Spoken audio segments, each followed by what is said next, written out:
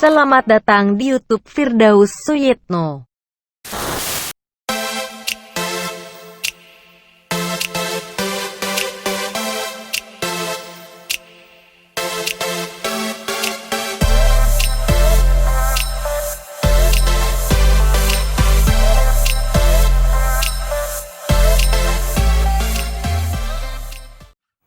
Assalamualaikum warahmatullahi wabarakatuh. Apa kabar semuanya? Semoga selalu diberikan kesehatan dan keberkahan.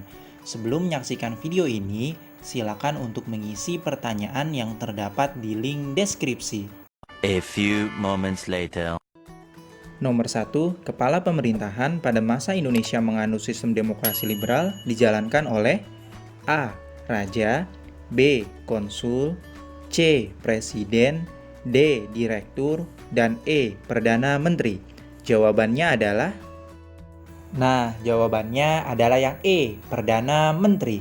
Indonesia pada masa demokrasi liberal, kepala pemerintahan dipimpin oleh Perdana Menteri dan Presiden menjadi kepala negara. Apa sih bedanya kepala negara dan kepala pemerintahan? Kepala negara adalah sosok yang mewakili negara baik di tingkat domestik maupun internasional. Peran seorang kepala negara lebih menjadi representasi negara yang dipimpinnya. Selain oleh presiden, jabatan kepala negara juga bisa ditempati oleh raja, seperti di negara-negara monarki, layaknya Saudi Arabia dan Inggris. Sedangkan kepala pemerintahan adalah jabatan yang berfungsi untuk mengepalai jalannya pemerintahan suatu negara. Pertanyaan nomor 2. Pada sistem demokrasi liberal, kabinet yang berkuasa silih berganti karena A. Partai-partai politik yang ada merupakan hasil koalisi. B. Formatur sering salah dalam menunjuk anggota kabinet. C. Kabinet harus didukung oleh suara mayoritas dalam parlemen. D. Presiden hanya menunjuk formatur untuk membentuk kabinet. Dan E. Kabinet berasal dari partai politik yang memperoleh suara terbesar. Jawabannya adalah jawabannya adalah yang C.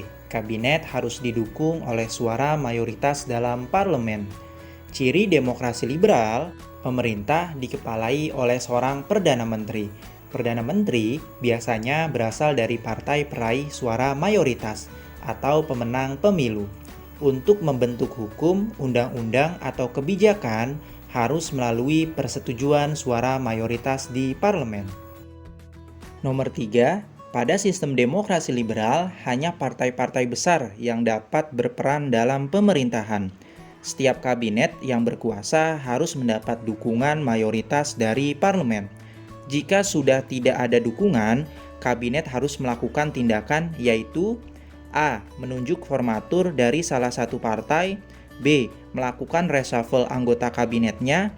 C. Mengembalikan mandatnya kepada presiden. D. Mengganti menteri-menteri yang tidak mampu bekerja. Dan E. Mempersilahkan pihak oposisi menggantikannya. Jawabannya adalah yang C. Mengembalikan mandatnya kepada presiden. Mandat adalah kuasa, kewenangan, atau kekuasaan. Jika disebut pemberian mandat, berarti memberikan kewenangan kepada orang lain untuk melakukan perbuatan hukum atas nama si pemberi kuasa. Nomor 4. Dari berbagai kabinet yang terbentuk setelah kembali ke negara kesatuan, mayoritas tokoh berasal dari Partai Masyumi dan PNI. Karena A. Hanya kedua partai itulah terdapat tokoh-tokoh yang cakap. B. Kedua partai mewakili kekuatan politik yang real dalam masyarakat. C. Strategi tokoh-tokoh kedua partai sangat jitu. D. Tokoh-tokoh Masyumi dan PNI memang mengejar kekuasaan. E. Mendapat dukungan penuh dari pemerintahan. Jawabannya adalah yang B. Kedua partai mewakili kekuatan politik yang real atau sesungguhnya dalam masyarakat. Masyumi, partai berciri khas keislaman, dan PNI mengusung nasionalisme, sehingga menjadi daya tarik bagi rakyat Indonesia untuk memilih partai tersebut. Nomor 5, Partai Nasional Indonesia (PNI) memiliki massa yang sebagian besar berasal dari kalangan A. Kaum muslim dan buruh, B. Birokrat dan pegawai kantor, C. Kaum muslim abangan dan kaum tani, D. Masyarakat di Pulau Jawa yang beragama Islam, dan E. Tenaga kerja dan masyarakat penganut agama selain Islam. Jawabannya adalah... jawabannya adalah yang B. Birokrat dan pegawai kantor. PNI memilih untuk menjadikan nasionalisme sebagai haluan ideologi partai. Soekarno menegaskan, nasionalisme adalah ideologi yang mampu menyatukan berbagai perbedaan dan mempermudah jalan menuju kemerdekaan. Inti dari kebijakan program Benteng adalah A. Membentengi kepentingan kolonial, B. Mencegah berkembangnya komunisme, C. Mengadopsi sistem perekonomian Belanda, D. Melarang pengusaha untuk terjun dalam kegiatan politik, dan E. Secepatnya menumbuhkan pengusaha pribumi yang mandiri dan kuat. Jawabannya adalah... Oke, jawabannya adalah yang E. Secepatnya menumbuhkan pengusaha pribumi yang mandiri dan kuat. Gerakan Benteng bertujuan untuk mengubah struktur ekonomi kolonial menjadi struktur ekonomi nasional. Program ini dicetuskan oleh Dr. Sumitro Joyo Hadikusumo, seorang ahli ekonomi Indonesia yang dituangkan dalam program kerja Kabinet Natsir, dengan cara memberikan bantuan berupa kredit dan bimbingan konkret agar menumbuhkan pengusaha pribumi yang mandiri dan kuat. Kebijakan ekonomi untuk meningkatkan kerjasama pengusaha pribumi dan Tionghoa disebut A. Sistem ekonomi sosialis, B. Gunting Syafruddin, C. Gerakan Benteng, D. Sistem Alibaba, dan E. Sistem ekonomi kapitalis. Jawabannya adalah... jawabannya adalah yang D. Sistem Alibaba. Sistem ekonomi Alibaba diprakarsai oleh Iskak Cokro Hadisuryo, Menteri Perekonomian Kabinet Ali Sastro Amijoyo yang pertama. Pada kata Ali melambangkan pengusaha lokal, dan Baba melambangkan pengusaha non-lokal atau Cina. Tujuan dari program ini adalah untuk memajukan pengusaha pribumi, agar para pengusaha pribumi bekerja sama untuk memajukan ekonomi nasional. Nomor 8, pelaksanaan pemilu pada tahun 1955 terjadi pada masa pemerintahan Kabinet A. Burhanuddin Harahap, B. Ali Sastromijoyo, C. Ali Wongso, D. Wilopo, dan E. Natsir. Jawabannya adalah... jawabannya adalah yang A. Burhanuddin Harahap.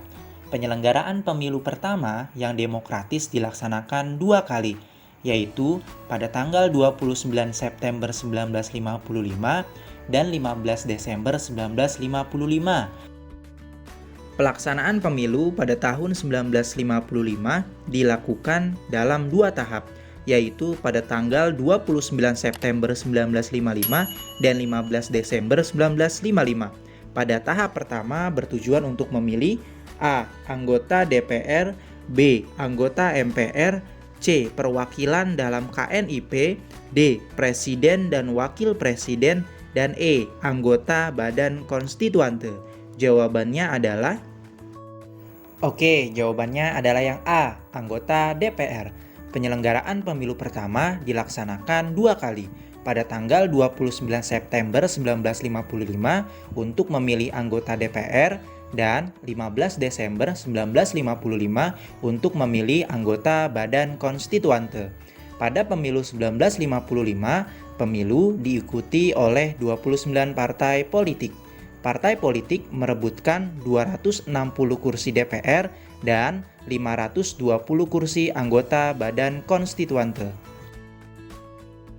Nomor 10, 4 besar partai hasil pemilu pada tahun 1955 adalah A. PNI, PKI, PSII, dan Murba, B. Masyumi, PSI, PNI, dan PKI, C. PNI, PKI, PSII, dan Masyumi, D. PNI, PKI, Murba, dan PSII, dan E.